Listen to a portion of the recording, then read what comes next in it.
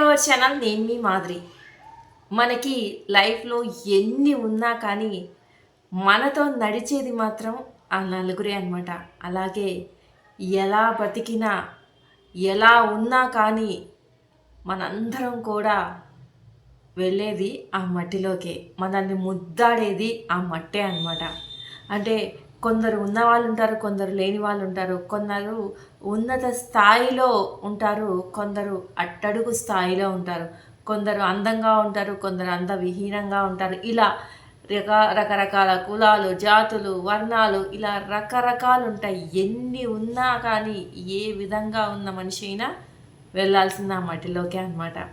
అలాగే ఎప్పుడూ కూడా నువ్వు స్వార్థం అనేది లేకుండా మంచితనంతోనే బ్రతికున్నావు అనుకో, నువ్వు పోయినాక ఈ ప్రపంచం మొత్తం కూడా నీ పరివారమై అయ్యి నేను సాగనవుతుంది అనమాట. అంతే కదండి. ఎప్పుడైతే మనము మంచిగా ఉంటామో, ఎప్పుడైతే మనము అందరికీ మంచే జరగాలి అని అనుకుంటామో, మంచే చెయ్యాలి నా సాధ్యమైనంత వరకు అని ధర్మబద్ధంగా ఉంటామో, అప్పుడు ఆటోమేటిక్గా అందరి మంచిని నువ్వు ఆలోచిస్తే నీ మంచిని ఆ దైవం ఆలోచించి నీ ధర్మానికి ఆ దైవము తోడవుతుంది అనమాట. కాబట్టి నీ జీవితాన్ని ప్రతి నిమిషం కూడా మంచిగానే కొనసాగించేలాగా, మంచితనంతో ముందుకు సాగేలాగా ఆ దైవం నీకు తోడుంటుంది అనమాట.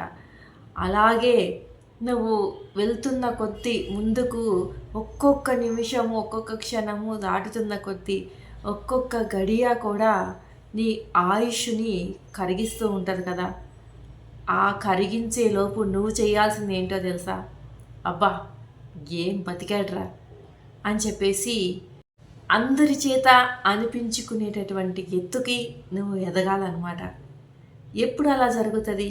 ఇవన్నీ జరిగినప్పుడు అనమాట. ఏ స్వార్థపూరితమైన ఆలోచనలు కానీ ఏమీ లేకుండా మంచి గురించినే ఆలోచిస్తూ నీకంటూ ఒక పేరుని సంపాదించుకుంటే నువ్వు పోయినా కూడా నీకు ఆ పేరు ఎప్పుడు కూడా చిరస్థాయిగా నిలిచిపోయి ఉంటుందన్నమాట.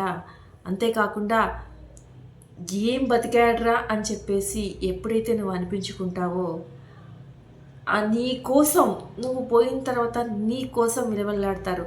అంటే నువ్వు లేని ఏదైతే ఆ సమయం ఉంటుందో, ఆ సమయాన్ని నువ్వు కోల్పోయినటువంటి బాధని, నిన్ను కోల్పోయినటువంటి ఏదైతే ఉంటుందో అదంతా కూడా వాళ్ళకి తెలిసేలాగా చేయాలన్నమాట. అప్పుడు అనిపించుకుంటుంది, అబ్బా ఏం బతికాడ్రా, బతకంటే అతనిది, బతకడం అంటే అలా బ్రతికి చూపించాలి అనేసి.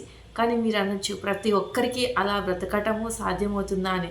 ప్రతి ఒక్కరికి సాధ్యం కాదు, ఫుల్ఫిల్ కూడా చెయ్యలేము. బట్ కానీ ప్రయత్నం అయితే చెయ్యాలి కదా.